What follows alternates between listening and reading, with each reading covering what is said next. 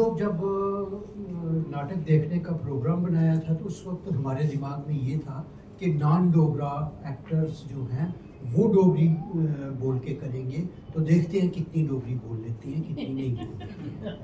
लेकिन मैं ये कहूँगा कि अब इनको मतलब इनको नॉन डोगरा नहीं, ऑनरेरी डोगरा, क्योंकि बहुत बार ज़्यादातर समय में जब नाटक हम देख रहे थे तो हमें ये भूल जाता था कि ये डोगरा नहीं है।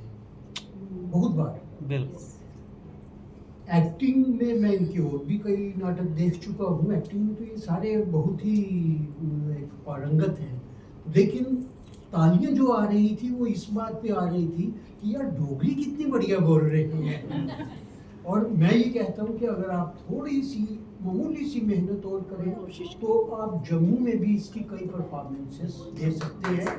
तो जम्मू की मौजूदा पीढ़ी, जो बच्चे जो एज के ये लोग आर्टिस्ट हैं, उस एज की जो जम्मू में जो मेन डोगरा लैंड है, वहाँ की नौजवान पीढ़ी को एक प्रेरणा मिलेगी।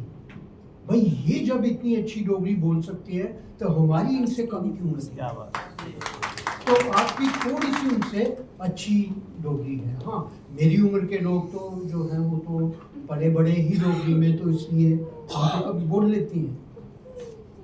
एक बात मैं और कहना चाहूँगा, क्योंकि सारे नौजवान लोग हैं ज़्यादातर, तो आप लोगों को ये आइडिया नहीं होगा कि ये जो एक्सपेरिमेंट किया गया है या ये आज की जो परफॉर्मेंस है, इसका कंट्री में जो भाषाई राजनीति चल रही है उसमें कितना पॉजिटिव मैसेज है, कितना महत्व है।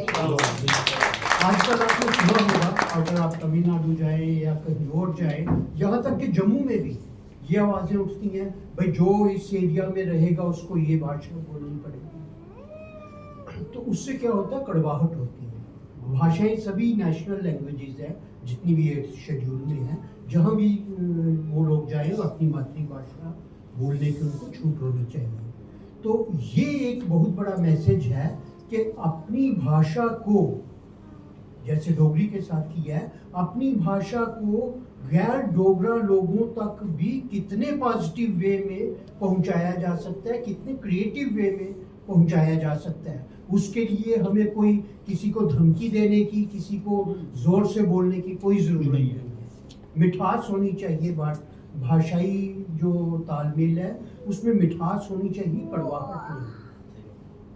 दूसरी चीज़ और भी है कि आज का जो जम्मू कश्मीर है उसमें एक बड़ी समस्या है कि जम्मू और कश्मीर में आपस में भरोसा और आपस में तालमेल जो है वो एक दूसरे के बारे में जानकारी भी वो भी कम हुई है। तो हब्बा खातून को डोगरी में पेश करके ये जम्मू के लोगों को या रेस्ट ऑफ इंडिया के लोगों को बताया जा सकता है कि कश्मीर में सिर्फ गोलियां नहीं चलती, वहाँ प्यार की भाषा भी चलती है।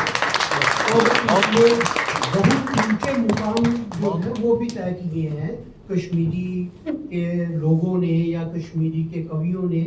तो ये भी एक बहुत ज़रूरी एक मैसेज है। तीसरी चीज़ मैं ये कहना चाहूँगा कि इस प्रस्तुति में बात तो हब्बा खातून की, कहानी तो हब्बा खातून की चल रही है, लेकिन इसमें पूरे में डोगरी लोकगीत चल रही है, उसमें भाग चल रही है, कहीं कहीं पे रिवाज जो है वो डोगरी के चल रहे हैं। तो जम्मू और कश्मीर की मतलब एक अच्छा भाग जैसी चीज़ जो है वो चली है। तो इसमें आप कह नहीं सकते, जैसे हम यूपी के बारे में बात करते थे ना, मिली जुली संस्कृति, कंपोजिट कल्चर, तो वो कंपोजिट कल्चर का एक जो पहले नहीं था एक नमूना तैयार किया गया है कि कैसे दोनों संस्कृतियाँ, दोनों कहानियाँ, दोनों संगीत आपस में मिलजुल सकते हैं। और बीच में हब्बा खातून का भी मेरे ख्याल में ट्रांसलेटेड, हब्बा खातून का कुछ नहीं है इसमें, अच्छा, ट्रांसलेटेड सारा जम्मू का म्यूजिक है इसमें, जम्मू अच्छा। का folk है। और इसके अलावा इस प्रोग्राम में हमने, जो मैं इंडिविजुअली कहूँगा कि हमने एक नया अवतार देखा काजल जी का, एक गायिका के तौर पर। हाँ गायक बिल्कुल बहुत जगह होगा, ये तो था ही। गायक बहुत जगह होगा, लेकिन इस